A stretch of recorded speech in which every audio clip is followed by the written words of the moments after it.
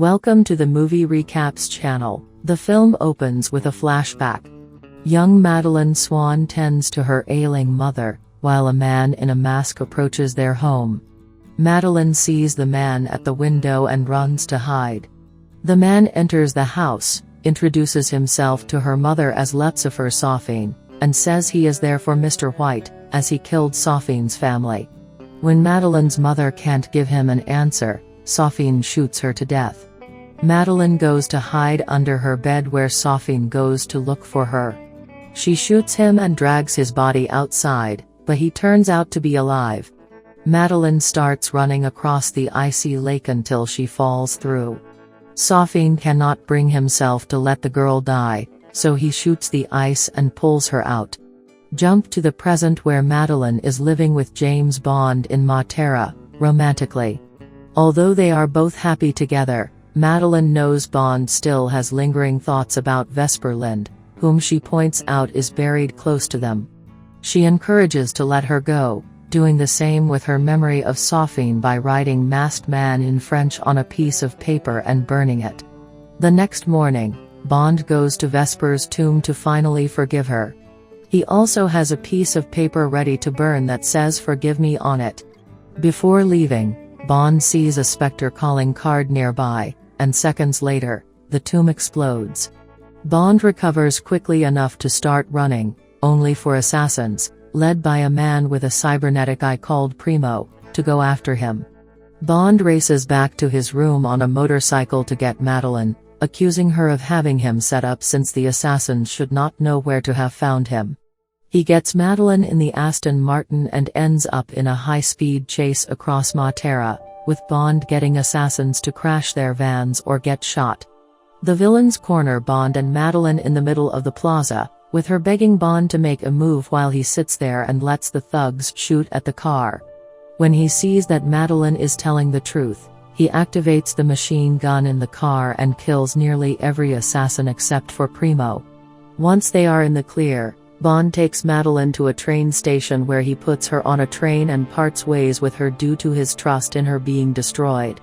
She tearfully tries to catch him as the train begins to depart, but he is long gone. 5 years later, another team of assassins break into an MI6 lab. They are working under Sophine, who contacts head scientist Valdo Obruchev and warns him about who is coming. The assassins take Obruchev and another scientist captive while killing the rest of the team. They are there to acquire Heracles, a deadly bioweapon that can be used as a poison through skin-to-skin contact. After getting what they want, the assassins kill the other man and take Obruchev with them. MI6 catches wind of this, with Moneypenny going to talk to M about it, but he remains tight-lipped on what Heracles is and demands to know where 007 is. Bond is now retired from MI6 and living in Jamaica. He runs into Felix Leiter and his colleague Logan Ash. They go to a nightclub where Felix tells Bond about Obruchev's capture and the break-in to the lab. Bond has little interest in getting involved in recovering Obruchev, and he also tells Felix he has a suspicious feeling about Ash. As Bond tries to go home, he finds that his car isn't working. He is approached by a woman called Nomi, who gives him a ride on her motorcycle. When they get back to his place, she quickly drops her facade to reveal that she is not only an agent with MI6, but also the new 007. She tells him that Obruchev is her target and for Bond to stay out of her way. M and Bill Tanner talked to Q about retrieving files stolen from the lab. Bond contacts M to ask him what he has done involving Obruchev and Spectre. M hangs up and tells Tanner he wants to get in touch with Blofeld, who is locked up in Belmarsh and is seen talking to himself. Felix has Bond go to Cuba to meet a CIA operative named Paloma. They infiltrate a Spectre meeting where Blofeld is using a robotic eye like the one Primo uses to observe the party. Meanwhile, Obruchev is being forced to set up Heracles in the facility, but he is seen switching a vial from the device. Once Bond and Paloma realize Blofeld is up to something, the entire party turns their focus to Bond. The Heracles poison is released into the room, with the intent to kill Bond while the poison doesn't affect Spectre agents. What happens is the opposite, as Spectre operatives start to grow boils on their faces before dropping dead, all while Bond and Paloma remain unaffected. The two face off against gunmen, including Primo, while Nomi shows up to apprehend Obruchev. After killing off several henchmen, Paloma gets a car and spots Obruchev trying to make a run for it. She rams the car into the structure he is climbing down, causing him and it to collapse onto the car. Bond takes Obruchev and parts ways with Paloma after she gives him a cigar for Felix, and Bond takes Obruchev away on a rickety old plane. Bond brings Obruchev to Felix's boat to meet with him and Ash. When they start to interrogate Obruchev over Heracles and why it specifically did not affect Bond, Ash grows nervous and tells Obruchev to stop talking. Obruchev says Spectre were always the main targets, so he changed the DNA sample during the poisoning to kill them instead of Bond, and he also says that M helped him create Heracles. When Bond asks how Blofeld knew he would be there, he quickly realizes Ash is a double agent working with Obruchev. During a struggle, Ash shoots Felix and gets away with Obruchev, where they blow a hole into the ship to cause it to sink. Although Bond tries to help Felix, they know his gunshot wound is too severe, and Felix resigns himself to his fate. Bond regrettably leaves his friend behind before managing to break free and escape. Bond returns to MI6 to confront M. He demands to be led into Belmarsh to speak to Blofeld, but M refuses and ends up sending Bond out after Bond pisses him off. M calls Nomi in to tell her that he wants everything in Blofeld's cell scanned, even the man himself. On his way out, Moneypenny offers to help Bond. That night, they go to Q's house as he is preparing to have dinner with his boyfriend. They ask him to take a look at the files they recovered, and when he does, they discover files on the Spectre targets, with only Blofeld remaining. There are also thousands of other files on others regarding their DNA samples all over the world. Bond tells Q to get him into Belmarsh to meet with Blofeld, but he says only one person has access to him. Cut to Madeline going to her job as a psychiatrist. She goes to her office to find Safin there, but she doesn't immediately recognize him until he presents her with his broken mask. Once she becomes frightened, he tells her that he needs her for something. Bond later meets with the whole MI6 team to be reinstated as a OO agent. They review files over a Spectre operative's funeral, where 5 family members who came into contact with him are now dead from contracting the Heracles poison. M then explains that Heracles was not meant to be as harmful as it is now, as it was only meant to be designed for specific targets through contact over those it doesn't affect, but now it has been weaponized using nanobots to go after targets and anyone related to them. M finally approves for Bond to meet with Blofeld and find out whatever he can. Bond goes to Belmarsh and reunites with Madeline. He tries to shake her hand but she declines. Once Blofeld is brought out to them, Madeline starts to grow nervous and tries to leave. Bond grabs her wrist but she pulls away and leaves. Bond is left talking to Blofeld, who taunts him and says he set up attack at Vesper's tomb to deliberately make Bond believe that Madeline set him up. He taunts Bond to the point where he grabs Blofeld to physically attack him. As Tanner enters to stop Bond, they then see that Blofeld has been poisoned to death by Bond's touch. Bond learns he was infected with Heracles after touching Madeline, and he can't get it out.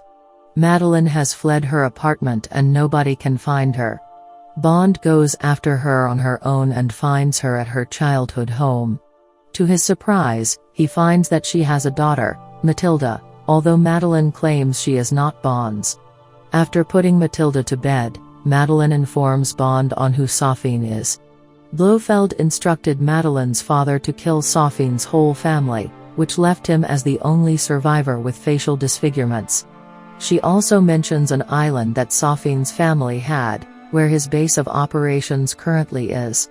Bond gives Q info on locating Safin, and Q informs MI6 that the island is located between Japan and Russia. Nomi is looking for Ash, but Bond learns that he and Safine's other minions are close, so he gets Madeline and Matilda out of the house for safety. On the road, Safine's assassins chase after the three. Bond runs two off the road, but their van is also knocked off the road. Bond shoots at the assassins and sets traps for a couple others until Ash comes out to try and kill Bond himself. Bond overturns his van and causes him to crash. Ash crawls out and asks for Bond's help. In retribution for Felix's death, Bond pushes Ash's van down to crush him. He then learns that Madeline and Matilda have been abducted and taken to the island. Bond rejoins MI6, where Nomi relinquishes the 007 title to Bond as they head out to the island to stop Safine and save Madeline and Matilda.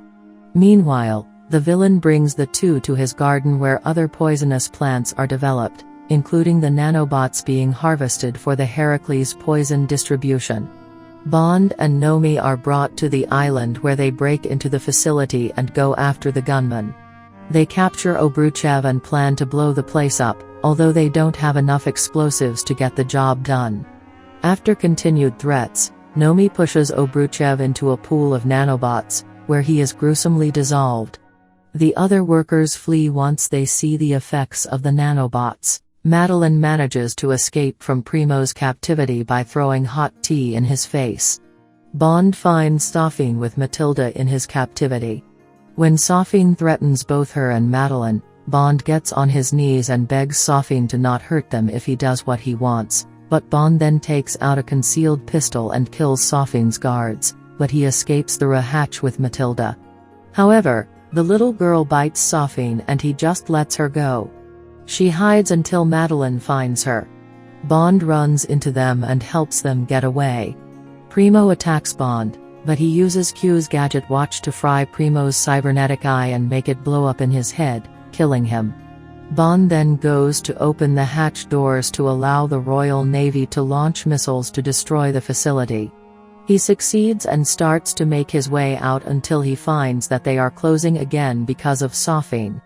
Bond goes to open them again and is attacked by Safine, who shoots him and then infects him with nanobots specifically targeting Madeline and Matilda. Bond fights Safine and breaks his arm before shooting him dead. He manages to open the doors again, but he realizes he cannot leave the island without hurting Madeline and Matilda. He contacts Q, who has Nomi put Madeline on the line for him. They share a final moment together, reaffirming their love for one another, and Madeline confirms that Matilda really is Bond's daughter. He then stands as the missiles arrive, obliterating the facility and Bond himself. Everyone else realizes what has happened. Back at MI6, M, Tanner, Q, Moneypenny, and Nomi all gather for a toast to Bond's memory. Madeline drives Matilda to Matera to continue their lives. She then decides to tell Matilda the story about her father, a man named Bond, James Bond. Don't forget to subscribe and like. See you tomorrow.